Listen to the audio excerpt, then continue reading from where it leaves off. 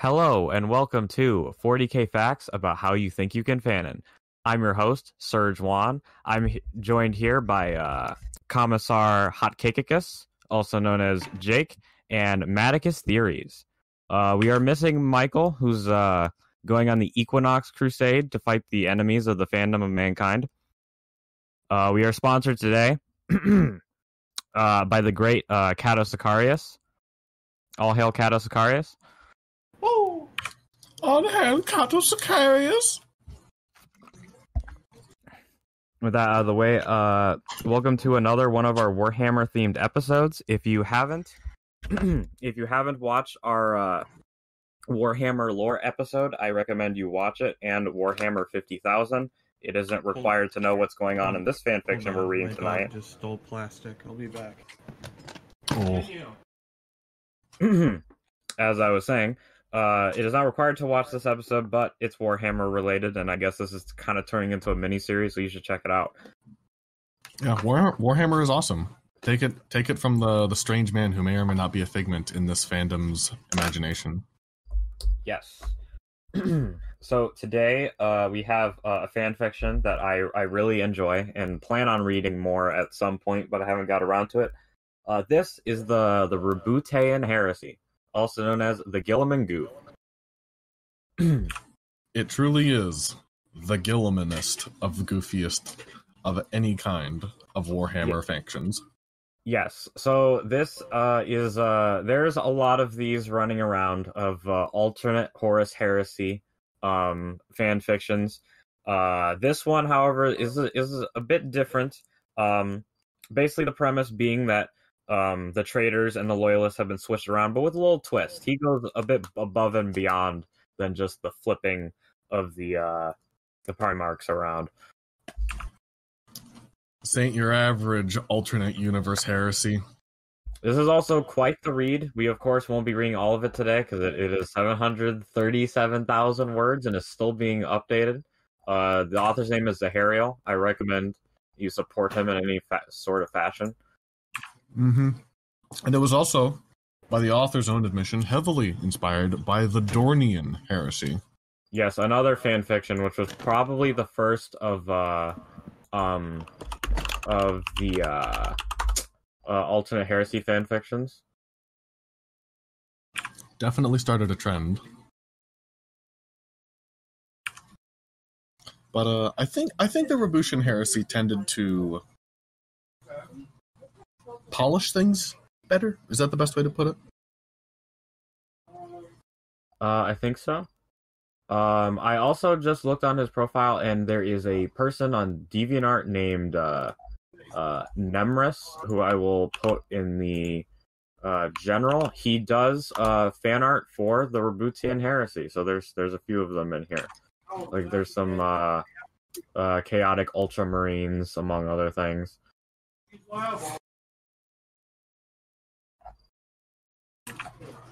That's pretty neat.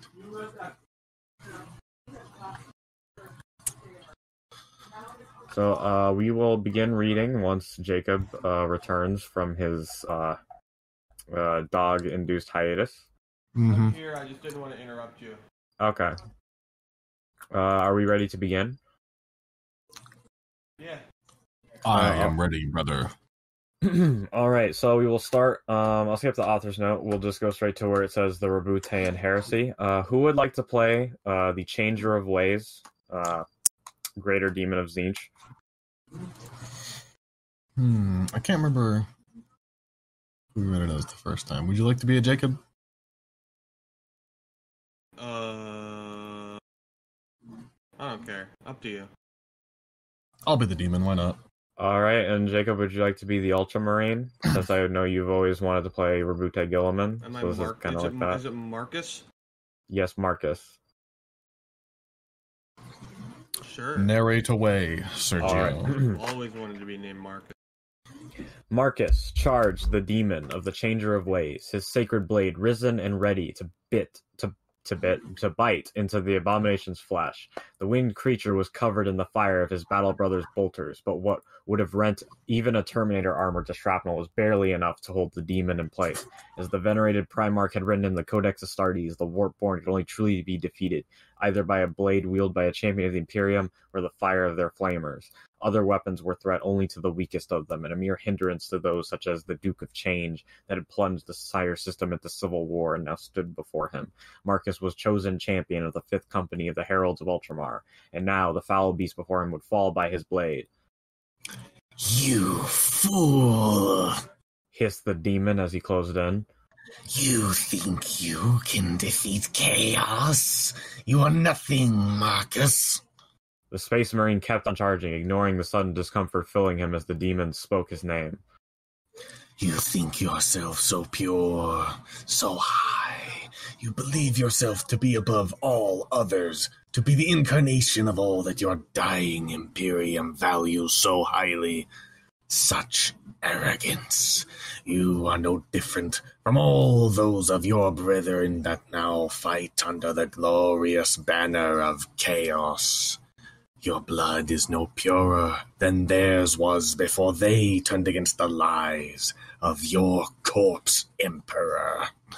The sword was plunged into the demon's chest. Despite the flow of energy caused by the wound, the Duke of Change ignored it, focusing its unholy attention on Marcus himself.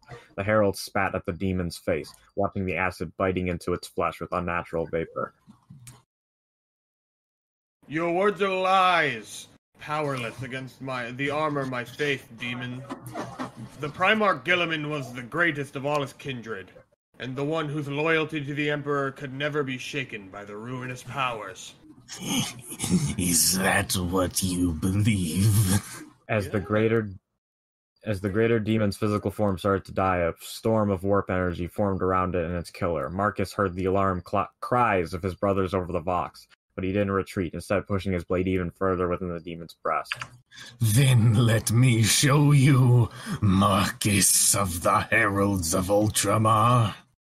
The strings of time began to unwind before Marcus's eyes. In the currents of the warp, he saw the stars turn black, the flow of history change as events unfolded in a different way. So our next section, the pre-heresy, the threat in the dark. In the glorious days of the 31st millennium, the Imperium's Great Crusade conquered the stars. The great Legione Astartes, led by the very sons of the Emperor, brought the wrath of the Lord of mankind upon its foes. Behind them came the might of the Imperial Guard in seemingly endless numbers, the power of the Titans of Mars and all their godlike majesty, and the silent blades of the assassin temples, cloaked in shadow to purge all who would rise over the new age. The countless worlds claimed by mankind during the scattering were brought back under the rule of Terra, either embraced their lost heritage or forced into compliance. The old night was over. The light of the Astronomicon reached across the galaxy, bringing with it the promise of a better future. At Ullanor, the Emperor announced that he would retire from the command of the Great Crusade, return to Terra to work on a secret project that would change the face of the galaxy forever. He named his favorite and most acclaimed son, Horus Lupercal, Primarch of the Illuna Wolves, War Master of the Imperium, to command the Great Crusade in his name. To mark the honor that was made to him, the Legion Horus commander was renamed, stopping to be the Luna Wolves to be the Sons of Horus. Another one of his sons, Magnus, was to come with him on Terra, with the elite of his legion to help him in his project. The rest of the 1,000 sons placed under the command of Horus to help him in his tremendous task. Centuries later, historians would look back at the events of that fateful day, and in hindsight would show them the signs were already there. The first cracks in the dream of humanity had already started to appear. Jealousy spread amidst the Primarchs, while several of them supported Horus's right to the title of War Master. Others, such as the Lion, Dorn, and Guilliman, felt that they would have been a better choice. After Ullanor, the Great Crusade resumed, and the newly appointed War Master ready to prove the rest of the Imperium that he was worthy of such a title. For a time, the Great Crusade continued unabated. Then, whispers of disquiet came. Several of the Primarchs had never hidden their distrust of all the things in the warp, rejected the use of psychic powers amongst their legions. They called for sanction against the thousands of sons, calling their power sorcery in fear that they would reignite cataclysmic events that led to the Age of Strife. On Nicaea, the Emperor made his final judgment, declaring that Psykers were to be trained and controlled in the tightly regulated Liberius, and had such been established in some legions. Magnus, who had mysteriously stayed silent during the debate, despite the obvious stake he and his sons had as a result, tried to appease his brothers who disagreed with the judgment, only to be nearly struck down by Leman Russ. The Great Wolf believed the Thousand Sons' research into the etheric was dangerous, no matter how much more restrained it had become since they had come under Horus Lupercal's command. He warned the rest of the Primarchs that this was a terrible mistake and left with his legion, returning to the front line of the Great Crusade. The rest of the Primarchs did the same, though the Emperor profited of their gathering to demand Perturabo come back with him and Magnus on Terra. The Lord of Mankind wanted the Iron Warriors to fortify the Imperial Palace and act as the defenders of Terra, as they had proved their talent at such duties during the rest of the Great Crusade. Perturabo was elated to see his legion's abilities at least given the recognition they deserved, and to be given a chance to reunite with his brother on Terra. The two Primarchs had been close since their days on the throne world, when they had just been found by their father, and this opportunity to renew their bonds was greatly appreciated. That decision to make Perturabo the Emperor's Praetorian did not go without causing anger either, with Rogel Dorn's own bitterness being among first the reactions. Other events occurred in the 2 centuries that followed, with the tension between the legions growing. At Karatan, the Nightlords fought beside the Salamanders, only for the Guardians of Law to be horrified by the ruthless actions of the Sons of Nocturne. A similar event happened in the Sharot system, when fighting alongside Imperial Fist and the Emperor's children, Conrad Kurz almost killed Rogel Dorn after the violent Primarch of the 7th Legion butchered thousands of civilians. Only Fulgrim's intervention prevented the Night Haunter from killing his brother then and there. Those were the signs that corruption was beginning to spread across the legions. The savior of Nostromo, staunchest defender of humanity, began to challenge his most ruthless brother's methods, but the true horror still waited in the future. In his own pursuit of the Great Crusade, the War Master came in contact with a human civilization that had endured the Old Night, the Interrex. Its rulers had taken several alien races under their dominion, and while this was not to conform with the Emperor's decree that all Xenos were the enemies of man, Horus tried to bring the Interrex within the Imperium peacefully. However, during the negotiations, the War Master was attacked with a blade stolen in one of the meeting planet's museums. The Kinnebrock weapon brought Horus down with a poison of terrible potency. One of the apothecaries of both the Sons of Horus and Thousand Sons were unable to cure. With their father dying, the Sons of Horus in rage nearly turned against the Interrex, ready to rend the whole world asunder. The invasion force was prepared, ready to strike at other humans. A terrible tragedy had already taken place. It seemed more was to come. Only the conjoint intervention of Garviel Loken, captain of the 16th Legion, and Ozik Araman, commander of the Thousand Sons under Horus' command, calmed the fury of Ezekiel, Abaddon, and the rest of... Is that how they spell Ezekiel? Yes. Really? Yep. Yeah. It's Easy Kyle? No, it's just Ezekiel. That's not how it's normally spelled. Yeah, that is not how it's normally spelled, and did he... Yep. That is how it's spelled. That's not a misspelling of how they spell it. Yes, Ezekiel. The culprit had killed many of the Interrex's own warriors in his break and escaped upon a stolen warship of the Imperium. The members of the Interrex claimed that the responsible must have been tainted by chaos, as only one such madman would see the point in slaying the mighty and honorable War Master. I will be Garviel Loken. Chaos? Asked Garviel. What are you talking about? And who would like to be the Interrex soldier? I'll be the Interrex soldier. The soldier looked back at the Space Marine, incredulity filling his eyes. You mean that you don't know about it? I know what chaos is, but I do not think we are referring to the same thing. How could the concept of disorder cause harm to a Primarch? It isn't a concept. It is the primordial annihilator, the scourge of all beings living in the galaxy. It is a dark shadow of all things, projected in the Empyrean. It is madness personified. How can you travel through the war but not know of it? The words brought back some of the phallus of Garviel's memories. Could this be about the powers that had driven Jubal mad back on 63/19th? You must tell me more about this chaos, he ordered. But first, let's find Azek. I think we will need his advice on this. The existence of chaos, and as the Interrex knew it, set a new light upon various events the legions had encountered in the past. It also helped the Thousand Sons identify what was happening to Horus. With this new insight, they were able to purge the War Master of what, fault of better way to describe it, the Mournival came to call a demonic possession. They sent their souls into the warp and there found the War Master's own psychic self beset on all front, attacked by creatures of the Imperium that wanted to destroy him. He had fought them for weeks, but was weakening, his body soon reflecting his soul's weariness. They saved him, and the Primarch rose from his deathbed filled with righteous anger. The demons had taunted him all while they fought, with half-whispered lies about how soon everything he had fought for would be destroyed. Reporting the negotiations with the Interrex to a later time, he took all of his forces with him and set course for Terra, to converse with his father on the terrible things that had been revealed to him. After months of tumultuous journey, the fleets of the Sons of Horus emerged from the warp near Terra. Communications had been cut off during transit, with only screams piercing the veil of the warp. Horus had thought that his survival had thrown the plans of the newly discovered enemies in disarray, that whatever they had planned obviously had an encounter for the possibility of his. Once they returned to real space, the Sons of Horus received messages from the Panic Imperium and told them dire news indeed. So we have the first treachery. News had reached the Imperium that Rouboutian Guilliman had returned his back on the Imperium. He claimed that the Emperor abandoned humanity and gave him up his empire conquered for him by the blood of his warriors to the hands of base politicians and bureaucrats. He declared the whole of the 500 worlds of Ultramar were no longer part of the Imperium. He had also vowed to throw down his father to punish him for a so-called betrayal. Worse, 3 of his brothers had sided with him. Sanguinius, Ferrus Manus, and Rogel Dorn had been part of his treachery, and alongside Roboutian had purged their own legions of those who had remained true to their oaths on the killing grounds of Istvan. If for not a single ship that had escaped the slaughter, the Imperium might not have known the rebellion before the traitors' next strike. As it was, the Imperium still had a chance to strike back, destroy the rebellion, and bring the traitor legions to heel before the poison of Guilliman's treachery could spread. Would someone like to be Horus? Would you like the honors, Jacob? Nah, you can have it, my good man. Roboutian.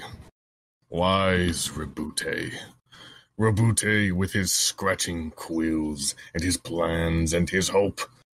Too understanding, too strong, too damn perfect.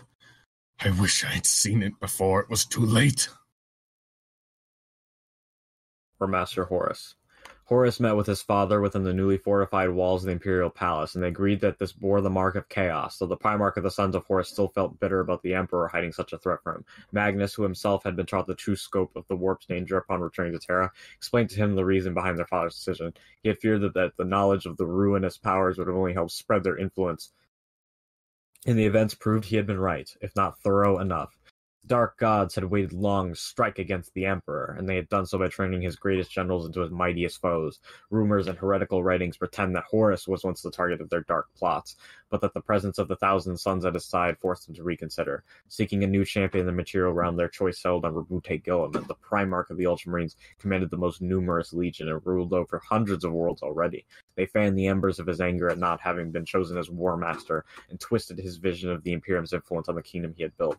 They manipulated the populations of worlds he was conquering, forcing him into bloody campaigns of extermination that made his faith in his father's imperial truth weaken. Trying to exercise his doubts, Roboutian had led his legion even further into the galaxy, trying to find something, anything that would prove his father right. None amongst the Imperium know what happened, but when he returned, he was already the chosen agent of Chaos Undivided, champion of the primordial annihilator in its war against the Emperor of mankind. Horus was too far from Istvan to react in time to stop whatever Guilliman and his cohorts had planned next, but the Imperium had other warriors under his command. Using both his authority as War Master and that of Malcador's Sigillite, regent of Terra, Lupercal sent a message to the remaining loyalists, ordering them to sail towards the Istvan system, destroy the traitor legions, and bring the retribution to the faithless sons the Emperor had led them. 2 of his brothers, Lorgar Aurelian and Angron, he gave specific orders. They were to travel to the fleets to Ultramar, where the bulk of the 13th Legion remained, to bring retribution upon the traitor's kingdom. The cold, martial mind of Angron was judged to be the perfect balance for Lorgar's own overzealous tendencies, while Lorgar's fierce passion for the imperial truth would ensure that his brother remained steadfast in the front of chaos. Together they were to purge the 500 world of Guilliman's influence. Just as the message were sent, a new fleet appeared near Terra. It came to carried the traumatized survivors of Prospero, home of the Thousand Sons. The planet had been attacked by the Space Wolves, led by the terrifying Primarch Leman Russ. Put under the observation of 5 custodies after his violent departure from Nicaea, the Wolf King had thrown down his allegiance to the Imperium and slain his observers before sailing to Prospero. The Sons of Fenris had claimed the planet was a den of black sorcery. They needed to be put to the torch. Why couldn't it have been white sorcery? And the Emperor was a fool to allow it to continue existing. with only a few legionaries remaining on garrison, and the mortal troops of the Thousand Sons used as auxiliaries, the Prosperians fought a desperate battle against the full might of an entire legion to evacuate as many civilians. Priceless tomes of ancient lore as possible. Decided when he heard the news, Magnus cried a single tear of blood. Regardless of the truth of the matter, it's certain that Horus began to feel the situation was direr than he first thought at that moment, though the true scope of it remained to be discovered. Would it be just more dire instead of dire? I think it was even more dire. There's a few typos in this. Perturabo, who had been absent when Horus arrived, returned to Terra at that time. He had left the throne world with a cadre of his best warriors to deal with the invasion of Olympia, the home world he had crafted into a wonder of peace and harmony. Such had too rarely existed in the galaxy's long history. Having crushed the Xeno invasion, he discovered signs that the 13th Legion had somehow been involved in the attack. At first, the Lord of Iron dismissed such claims, seeing them as attempts from the Xenos to seed dissension in his Imperium. Once he arrived on Terra and learned of Guilliman's treachery, however, the truth had been revealed. The whole thing had been a ploy to keep him from going to Istvan, perhaps even there to kill him. But the assassination attempts that targeted Perturabo during the campaign had all failed, and doubtlessly the legions who had been able to go to Istvan would be enough to destroy the traitors. 7 legions arrived at Istvan. First came the dreaded warriors of the Death Guard in their full strength, led by their Primarch, Mortarion. Next came the ships of the Nightlords, with Conrad Kurz himself leading them. Primarch of the 8th Legion was in a dark mood as the visions that plagued him since childhood finally came true, albeit in a different fashion than what he expected.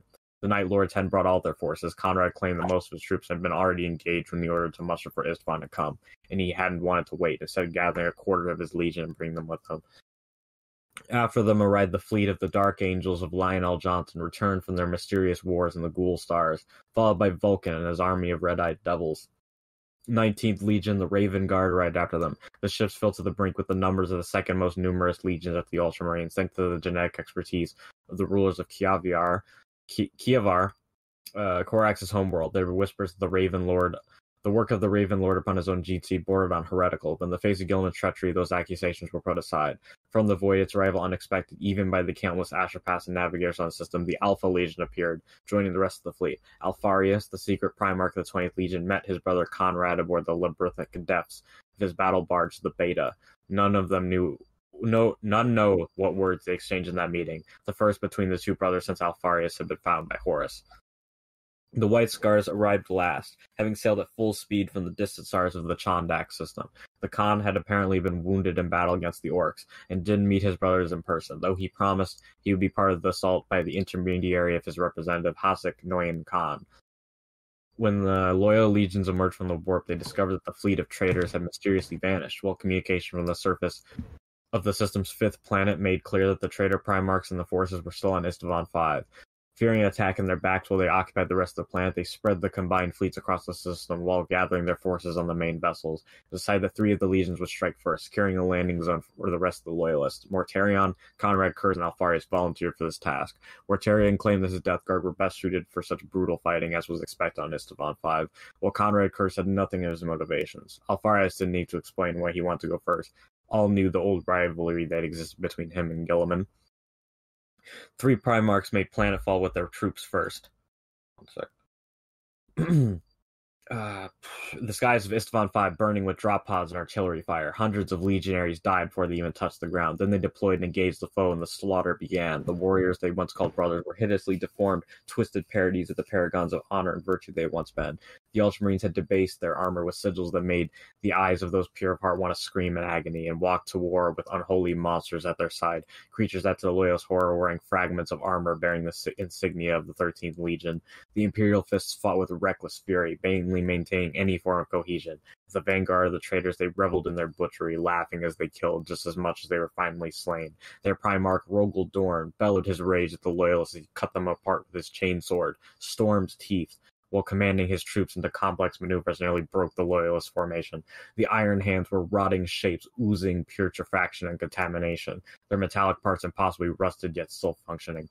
Ferrus Manus, carrying the hammer that had been given to him by his brother Fulgrim, Forgebreaker, fought amongst his sons, his once glorious form reduced to a walking nightmare. Only his 2 hands remained pure, untouched by the rot had consumed them. Sanguinius and his Blood Angels were those who appeared to have remained the most similar to their former selves. They fought with the fury and cold discipline of a legion, yet all who faced them could feel that something was profoundly wrong with them, though the Space Marines were unable to tell what.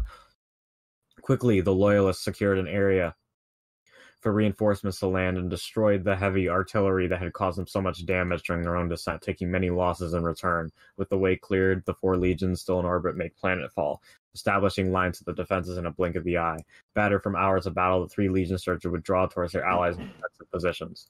And then the Dark Angels, White Scars, Salamanders, and Raven Guard opened fire on them. Mortarion was running, moving faster than he had in all of his life. All around him, his sons were dying under the Ultramarines' fire. Before him, the lines of Dark Angels were waiting for them. He opened a Vox channel, tried to contact his brother's troops. This is Mortarion of the Death Guard. Dark Angels, give us covering fire. Damn you, help us, you cowardly. The word died on his lips of the Primarch. When the Dark Angels did open fire, to his horror, the fire wasn't aimed at the traitors behind him. It was targeting his own sons. The treachery of the 4 legions of the second wave was devastating. Thousands of Astartes were slain, and the Primarch of the 8th Legion, Conrad Kurz, died in battle against his brother Vulcan.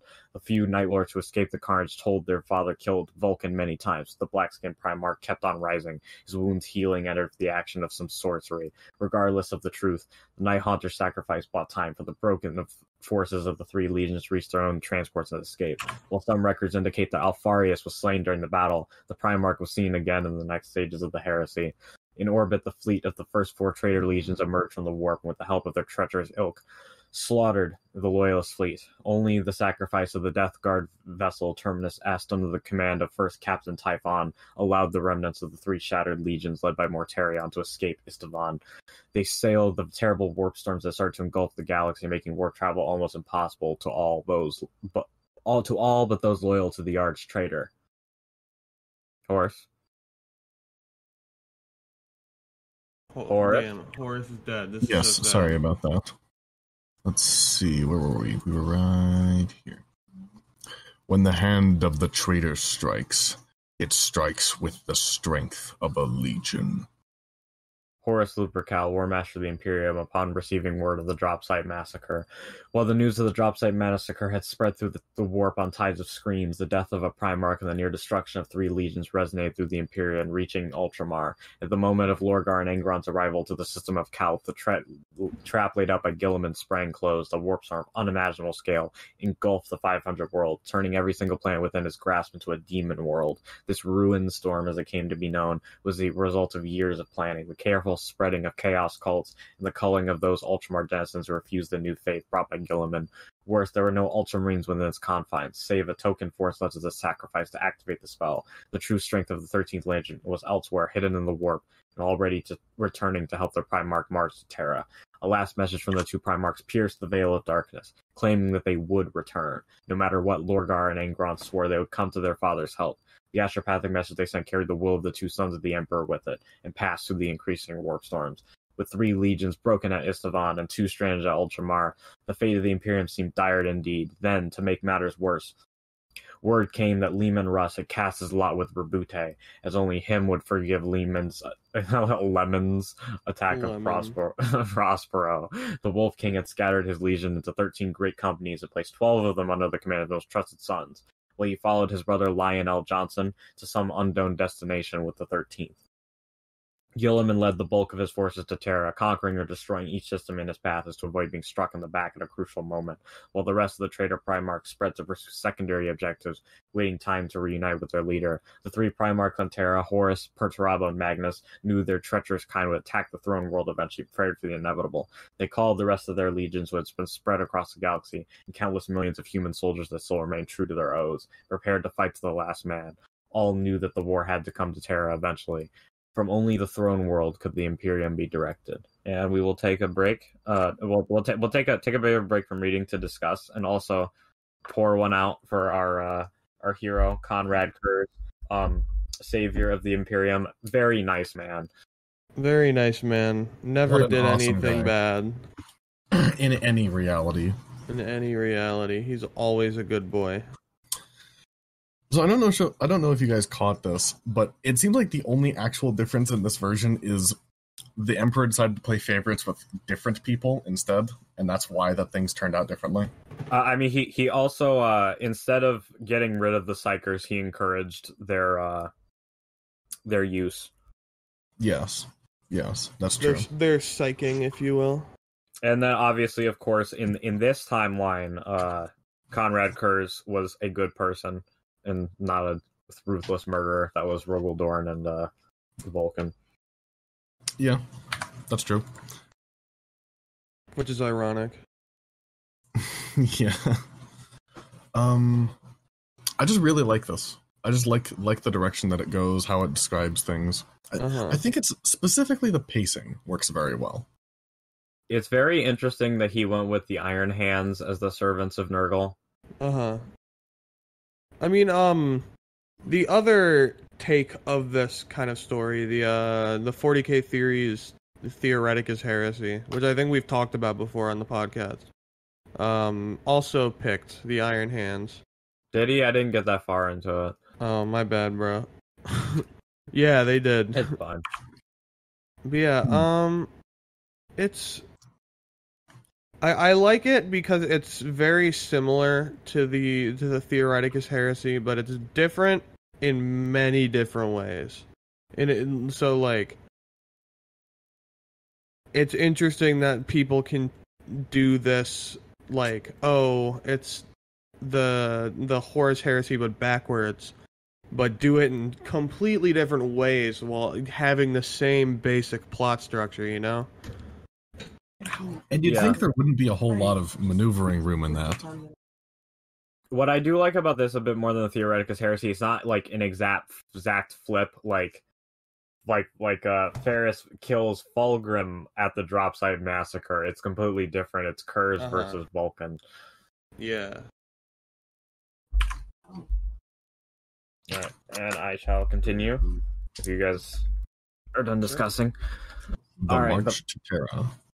As Guilliman advanced towards the Sol system, battle unfolded across the galaxy. Entire systems had to decide whether or not to stay true to the Emperor, or turn to the side of the Ultramarines. Facing the might of the 13th Legion and its allies, many chose the way of cowards and bowed before Rouboutian's armada, but others stayed loyal and prepared to fight to the end. They weren't alone. In this endeavor, the Nightlords' splinter fleets had appeared to strike at the traitors, coming apparently out of nowhere before returning to the shadows. The 8th Legion led a grueling campaign of guerrilla...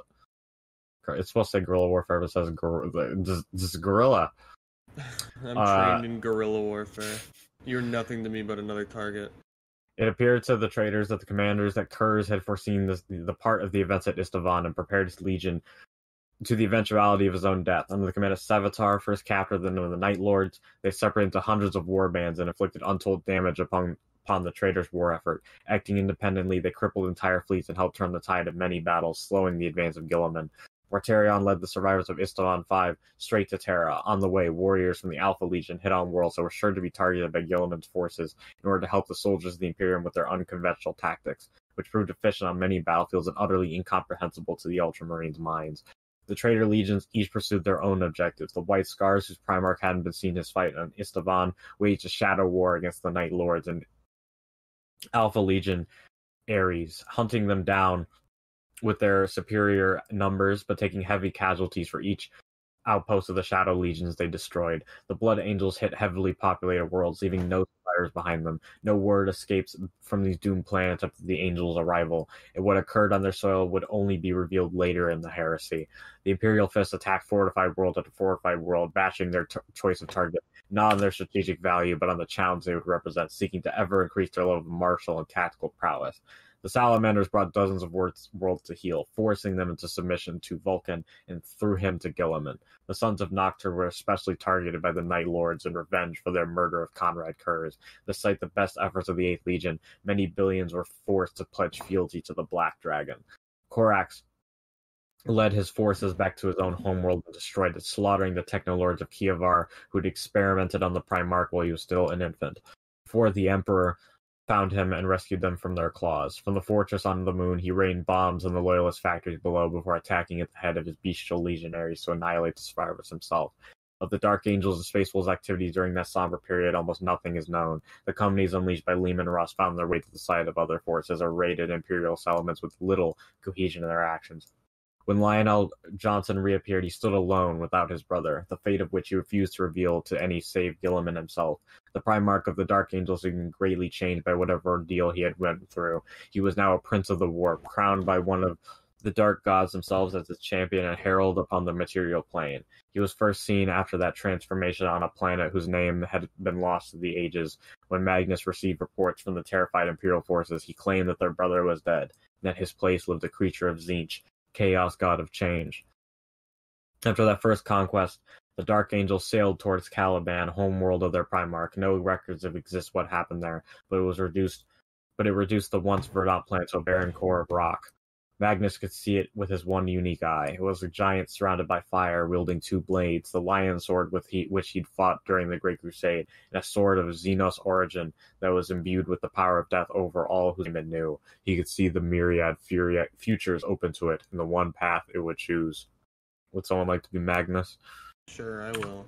Luther, Breathed the Cyclops as the terrible vision faded. we have to warn him. Guilliman sent many agents looking for signs of the Emperor's children. The Third Legion had vanished from the stars, and even the dark allies of the arch-traitor in the warp couldn't trace them. That lack of information slowed the Ultramarines even further as they began to see Fulgrim and his warriors in every shadow, in addition to the Nightlords. Despite the unceasing search for any signs of the Phoenician, Guilliman's spies found nothing. Even his most secretive contacts among the Loyalists didn't know anything, as if the Emperor's children were simply gone. Within the system of the soul itself, war raged as well. Mars torn by a conflict between the Tech Lords, the different forges of the Red Planet choosing their side in the Civil War. Perturabo sent one of his most trusted warsmiths, the Triarch Barbin Falk, on Mars. His mission was to secure the weapons and armor the Loyalists would need. The time he arrived, however, the Red Planet was a ruin, with Loyalists and traitors fighting amidst the wreckage of mankind's greatest industrial success. Supplies would be impossible to secure until the traitors had been defeated, and Barbin Falk proceeded to do exactly that. The horrors of the Martian War are little documented, for the survivors refused to speak about the terrible things that happened there. As the heresy neared Terra, the Ultramarines found a fortress of the Alpha Legion upon the world of Escador, commanded by Alfarius himself. So close was that planet from the 500 worlds that Guilliman temporarily abandoned his command of the rebellion spearhead to travel there with a full quarter of his legion, determined to crush his brother once and for all. While Guilliman later claimed to have slain Alfarius in personal combat, the exact events that occurred on the surface of Escador are uncertain, and it is said that the Primarch of the Alpha Legion reappeared later on Terra, asking the Emperor's help in rebuilding his decimated legion. Regardless of the truth, with the possibility of the Alpha Legion coming to the aid of two legions trapped within the ruin storm taken care of, the Ultramarines reunited with the Iron Hands, who had directed the advance toward Terra in Guilliman's absence. With two full legions once more gathered, the Loyalist planets fell one by one, until nothing remained to stop the advances of the traitors towards Terra. The Siege of Terra. 4 Primarchs stood on Terra, with their sons at their side, ready to meet the traitors and send them to oblivion. As the fleet of the traitors emerged, the final battle for the fate of mankind began. Thousands of ships had been gathered by both sides, but even as they exchanged fire with weapons powerful enough to break a planet apart, the commanders of the vessels knew that the true battle would be decided on the world below. The traitor legions descended upon the soil of Terra in all their numbers, ready to crush the Loyalist defenders. Traitors laid siege to the Imperial Palace, while the rest of the world burned. Imperial fists assaulted the high walls of the greatest fortress ever built with reckless abandon, ignoring the traps set by Perturabo's construction teams. The billions of Terrans died horrific deaths at the hands of the most depraved of the traitors, the Blood Angels. Once the noblest of all the Space Marines, the sons of Sanguinius had changed beyond recognition. The rumors that had once dismissed as superstitious slander revealed true as the Blood Angels fed on the populace, drinking the blood of millions in debased orgies of sensations and slaughter. The warriors of the Ninth Legion had overcome the flaw in their gene seed by indulging their blood first before it overwhelmed them. They had become vampires whose beauty hid the rot beneath them as their sanity was consumed by the sensations brought by reliving of those memories whose blood they drank. Horus's fury at the sight was terrible. He marched towards the gates of the Imperial Palace and began massacring the traitors, giving the Loyalists a respite, while calling for the one who had been his closest brother to come and face him if he dared. Sanguinius answered his brother challenge. The angel fought against the War Master, and the tremors of their battles had echoed from the walls of the palace to the solitary fortresses of Antarctica. Finally, with his mighty mace Worldbreaker, Horus shattered Sanguinius' sword and brought his brother down. As he was about to deal the final blow, however, the face of his brother cleared. The madness that had tainted him since the beginning of the battle vanished. For a moment, Sanguinius was once the perfect being he had once been. Seeing the visage of his brother, Horus faltered, and Sanguinius seized the opportunity. Raising from the wreckage his fall had caused, he bit down on Horus' neck and emptied of him blood. The War Master of the Imperium died, his life stolen from him by the one he had called brother and friend. At that moment, the Primarch of the Blood Angels walked the same path Lionel Johnson had walked before him and became a creature of the warp, an immortal prince of the damned. From the other side of the palace, Magnus felt his two brothers' death and the dark rebirth of one of them, and knew that Slanesh, lord of pain and pleasure, had found a new champion. With Horus's death and the coming of dusk, the Loyalists began to falter. The sons of Horus tried to recover their father's body, but could only recover some of the relics before they were slaughtered, and the corpse of the War Master stolen by the traitors. That final indignity enraged members of the 16th Legion, but there was nothing they could do against the armies of traitors that stood before them and their beloved father's remains. The Blood Angels, screaming in ecstasy as the sensation of their Primarch spread to all of them by the bounds of blood, stopped their tormenting of Terra civilians and rushed towards the Imperial Palace, eager to taste the same pleasure their father had just experienced in murdering his brother. As it seemed that the traitors were finally going to overcome them, two fleets appeared from the warp. The Nightlords and the Emperor's children had returned to Terra in full strength. Would someone like to be Sevatar? You may think you have won the day, traitors, but we own the night. Transmission from First Captain and Legion Master Sevatar before the Nightlord's planetfall. The Emperor's children had been stranded in a long campaign against Eldar raiders, the Xenos trying to destroy the Legion with incomprehensible, desperate fury. Sevatar learned of their plight and called the 8th Legion to aid them. The 3rd Legion mounted a devastating strike against traitor ships, boarding them and preventing them from bombarding the surface further. Their newly gained expertise in boarding actions paid for in the blood and pain of those who fought the Dark Eldars proved invaluable as they effectively crippled most of the traitors' fleet. Meanwhile, the Nightlords descended upon Terra. The forces of the 8th Legion came to the aid of the terrified population, butchering the Blood Angels who were using them for debased pleasures. The champions of both legions clashed in several duels, and to this day, the enmity between the sons of Nostromo and the fallen angels is still strong, but nothing is compared to the undying hatred of the sons of Horus. The news of two legions' arrival renewed the Loyalist strength. The Mournival, the four sons Horus who had been the closest advisors of their fallen Primarch, led a counterattack against the Blood Angels. Clad in Terminator armor, the vengeful sons fought against a demon Primarch and won. They crushed his perfect form, destroyed his glamour, and revealed him for the monster he was. The beauty of the angel vanished, and the ugliness of the egoistic, narcissistic beast he had become was exposed. Then, as his brothers held their quarry down, the first captain of the sons of Horus, Ezekiel Abaddon, ripped out the traitor's twin hearts with the talon of Horus, the weapon he had recovered upon his father's corpse before being forced to retreat before the traitor's onslaught. Let's take some time to discuss and once again pour one out for Horus. And Poor Horus. He never did anything wrong. Horus got embered, dude. What the fuck? Good boy, Horus. My beautiful boy. But look, it's Zeke. He came back. Zeke is here. Abaddon's redemption arc in another universe. Zeke. Oh. So thoughts thus far? It's really good at playing into the grim darkness. So many fan fiction writers are so tempted to bring that light to resolve the conflict of the Warhammer universe, but this really hits it on the head, where it's just like a note, an out of tune note hanging in the air in a song, and you just have to wait for it to resolve. I like the vampire Blood Angels idea. Yeah, that part is especially cool.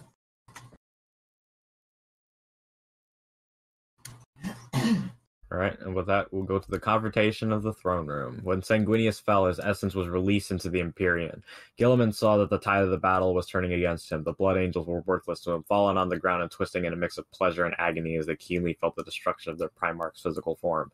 Whereas his allies in the wars whispered to him that Lorgar and Engron had found a way of the ruin storm and were rushing to Terra, pushing the engines of their ships and their navigators to survive the hellish realm to their utmost limits. Time was running out, and only a decisive strike could yet save Guilliman's rebellion from ruin.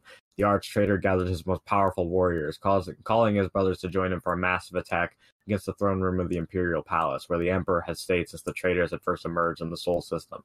Rogel Dorn and Lionel Johnson rejoined them, while Ferrus Manus stayed on the front lines to keep the forces of the Nightlords from assaulting the strike force in the back.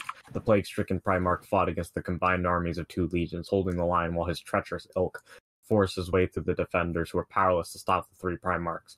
They broke the Titan High gates and found their way to the Imperial Sanctuary. The palace was no mere fortress. Its insides had been rebuilt by Perturabo himself.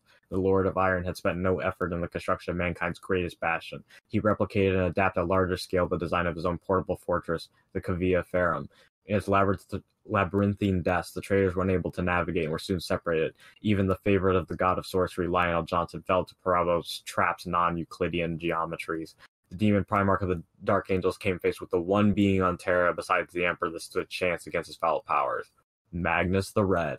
The details of what occurred then in the dark tunnels of Perturabo's trap are not known to any soul of the Imperium, but Magnus emerged victor, and Lionel Johnson was cast back into the Sea of Souls. Similarly misguided, Rogal Dorn came face to face with the one brother he hated beyond all others, the architect of the SYTYCFanon himself. Perturabo and Dorn fought while their sons battled around him, and though it is said that a battle between hammer and blade doesn't last long, such rules do not apply between the duel of the two sons of the Emperor. The battle lasted for hours on end without any of them gaining the upper hand as they spilled each other's blood. Meanwhile, guided by the whispers of his dark patrons, Roboute found himself to the Emperor himself. The Lord of Mankind stood before the golden throne, surrounded by his custodians. One last time he attempted to make his wayward son see the error of his way and repent, but the claws of chaos were too deeply entrenched within Guilliman's soul, and nothing could save him. The Emperor and Guilliman clashed, the gauntlets of Ultramar, terrible weapons infused with the power of dark gods, opposing the fiery sword of the Lord of Mankind. The two avatars fought in the plate of matter, so too did they battle in the Sea of Souls. The divine power of the Emperor's mind confronted the psychic gifts of Guilliman, awakened by the dark gods and strengthened by them to the point where the arch-traitor was equal to that of the Emperor. In fact, Guilliman was stronger. There was a reason the Emperor had stayed in the throne room since the beginning of the siege. His grand work, the webway of mankind, had been attacked from the warp by hordes of demons. He needed to stay on the golden throne to keep them from opening a portal in the heart of the palace and overcoming the defenders, though the task now rested upon the shoulders of his most trusted servant Malcador. The burden of keeping the legions of Warporn at bay for weeks had taken a toll upon him that Guilliman was now using to his advantage. Roboute finally brought his father low and prepared to deal the final blow, but as he reveled in his imminent victory, there was a flash of light. Fulgrim, Primarch of the Emperor's children, appeared, teleported from his flagship, the Andronicus. Gone was the perfect face that had once been the Phoenicians' pride. Now, Fulgrim's visage was marred by scars caused by Eldar weapons. But in that loss of the pristine perfection he had once sought, Fulgrim had gained a cold fury that could rival even the fires deep within Perturabo's own. Wielding the blade that had been forged to him by his brother Magnus in a brighter era, he struck at his corrupted brother. Guilliman screamed in pain and his focus slipped, allowing the crippled Emperor to strike at him from the Sea of Souls. The combined might of Fulgrim's blow and the Emperor's desperate attack were finally enough to overcome his Primarch physiology and kill the arch-traitor. The Ultramarines were struck terribly to follow their leads. They retreated, taking his body with them, and ran. They fled to Terra, abandoning the other legions that had pledged themselves to Guilliman's cause. These, seeing their erstwhile allies flee, were forced to do the same. Taking considerable damage from the Loyalist pursuit, the traitors escaped. The Ultramarines ran back to the ruined storm, while the rest of the traitor legions sailed towards the Eye of Terror, knowing that the Imperium's retribution couldn't follow them in its hellish depths. The Emperor, however, was dying. The wounds he had suffered fighting Guilliman were too much, and the damage caused to his mind by his final confrontation with the champion of Dark Gods was preventing him from using his powers to heal. Moreover, Malcador's Sigillite had finally succumbed to his duty, and the portal within the Golden Throne was threatening to open yet and again. Magnus communed with his father and with a heavy heart placed his body upon the Golden Throne, before Perturabo activated the stasis field that preserved the Emperor's physical shell while his soul kept fighting the Dark Gods for the rest of eternity. The Lord of Mankind became one with the light of the Astronomicon, and 1,000 souls are sacrificed to him each day so he may continue his endless vigil. The Roboutian Heresy was over. Now, the long war to purge the galaxy of the traitor's foul presence could begin. Gosh damn. We got Fulgrim coming in clutch. Fulgrim with that clutch save. I really like I really like the former the alternate universe traitor in this universe not traitor Primarchs with Perturabo, Fulgrim, Magnus. Fulgrim's seen some shit. Fulgrim has seen some shit. No longer is he femboy Fulgrim. I'm wondering what happened to Jagatai? Khan. Yeah, Jagatai. I Because feel he's like AFK. I feel like the author just didn't know what to do with him, so he just. Well, you find out later. Yeah, you can read the entirety of the events of the heresy from the perspective of each individual legion. Yes, if you see in the chapter, there is Index Astartes for each of the legions that starts you from like the birth of their Primarch going up through the heresy. Interesting. And then he kind of fills in 30k to 40k and then goes straight into the 13th Black Crusade and onward. Yeah, he really goes in deep. So this next part is pretty long, and we've already gone on for like an hour and 10 minutes, so I will just summarize what happens in these next few paragraphs. So, Sons of Horus set up the Council of Terra. Perturabo builds these iron cages, basically defense stations around the Eye of Terror. We get the Ecclesiarchy, and we get the Inquisition.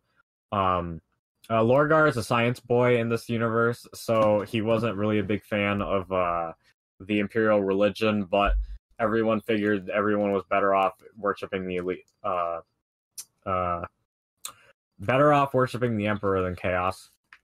The Ultramarines basically went the way of the Black Legion, splitting up.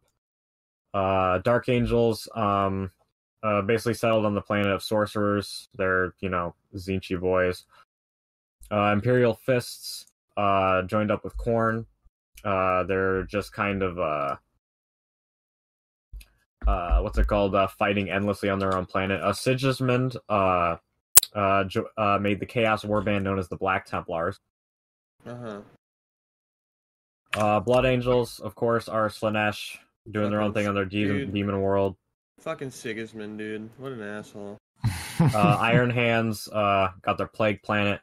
Vulcan became a demon prince of Chaos Undivided, and he's a huge dragon that is too physically large to leave the material realm, because on a planet where physics don't exist, his immense weight doesn't, weigh him down.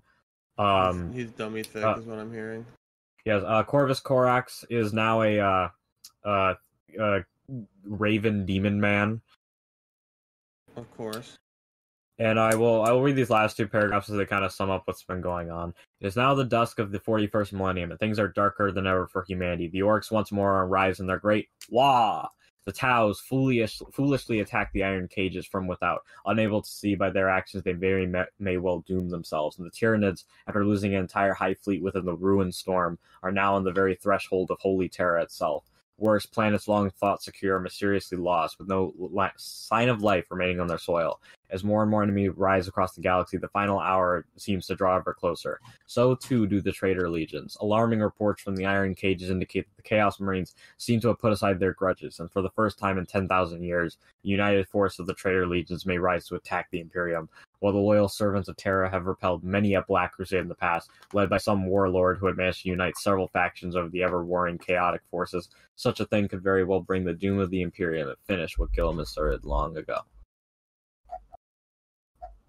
So that was the very long overview of the Roboutian Heresy. I really like it. I really enjoyed it.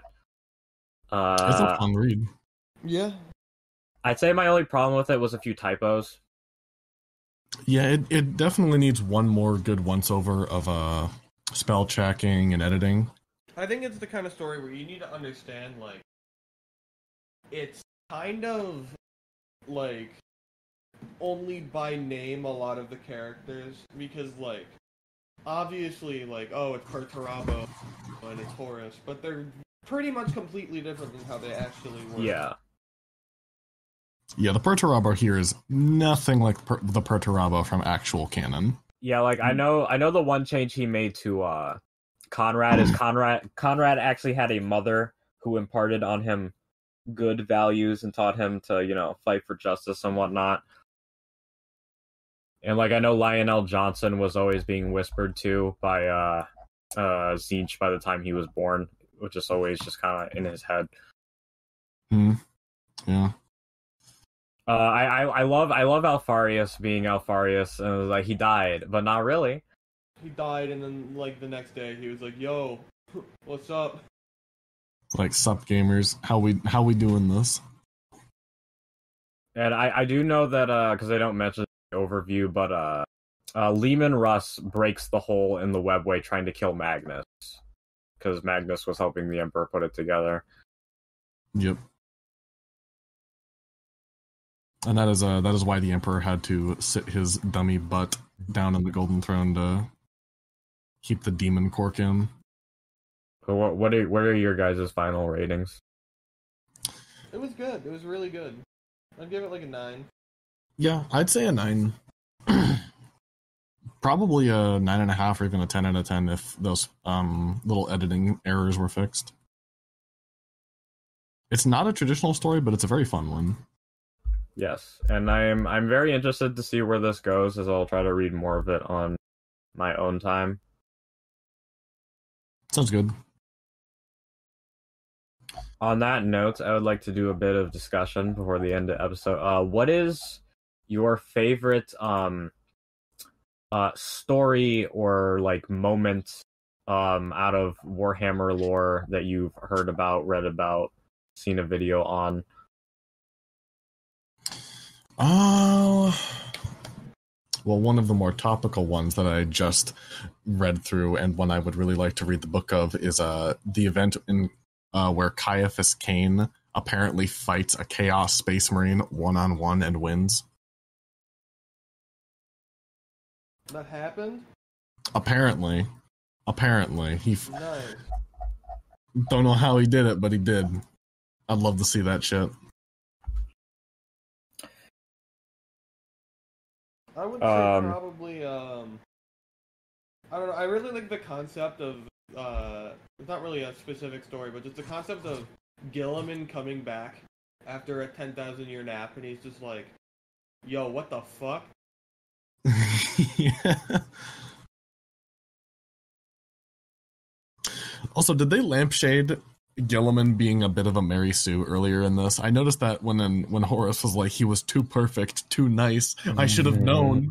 How could we not have known? I think a little bit, because the Ultramarines basically go like completely unscathed. Because in regular canon they got fucked during the Heresy, and this one they were in full like nothing bad happened to them on their way to Terra until Guilliman finally got game ended by his one nemesis Fulgrim, who kills him no matter what universe you're in. Yep, it's too bad. I have to say my favorite Warhammer moments. There's a few of them. I'd say probably the stories of Commissar Yarrick and his fights against the war boss Gozkul. Those are also quite fun. Those. Oh yeah, the one moment I've told you about before from one of the Eisenhorn novels, where one of Inquisitor Eisenhorn's like party is being chased by an Emperor's children, and they're killed by a strange man who identifies himself as Alfarius.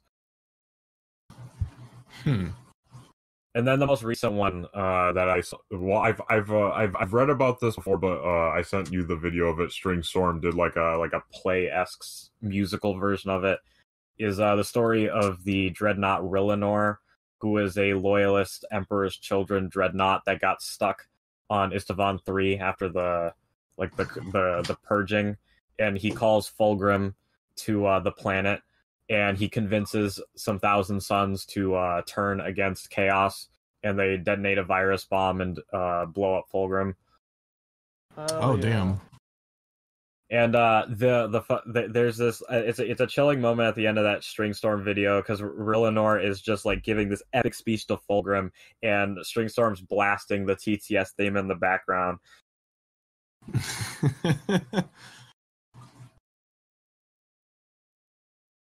That sounds awesome. And then I don't think there's any other good moments I know of. Anything involving the Emperor is just awesome. Oh yeah, the Emperor is just awesome all the time. Oh yeah, and Guilliman.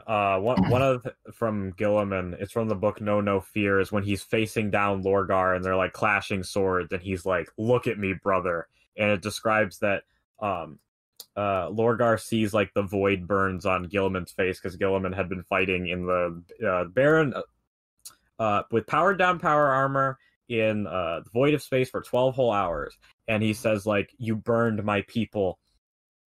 and my sons. Now I will kill all of yours. And then he proceeds to beat the shit out of Lorgar. That's epic. Oh yeah, and just Lorgar, look at me, Lorgar. You're a bitch. oh yeah, just moments after Gilman's return of him just like picking up like Space Marine Terminators and tossing them across the room. Yeah. Or just picking up Magnus in his huge demon form and then just football tackling him like a kilometer over on the moon. I mean, the moon has lower gravity anyways, but that's still a ridiculous feat of strength, regardless of the gravity. Yeah, because I mean, they're tackling somebody who's still really, really heavy. You need a lot of force to do that.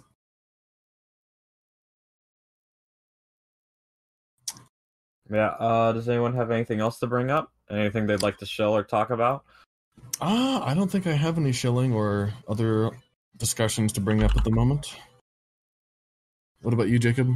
No, I don't think I have anything.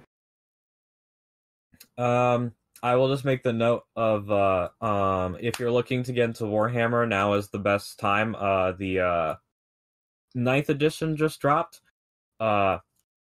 So if you wanted to get into that, there's a rule book, there's a brand new set. New novels are out. I've picked them up, but I haven't started reading them yet. 2 of them I'd recommend is Dawn of Fire and Indomitus if you're looking to get into what is going on Right now. Yeah, right now in the plot. And also, Black Library is pumping out a significant amount of novels within there, so there'll be plenty of new story and lore to get into. And also on that note, I am also going to shill Stringstorm for his excellent songs that I listened to during work, especially the one I mentioned before, Rillenor's Last Stand. Nice.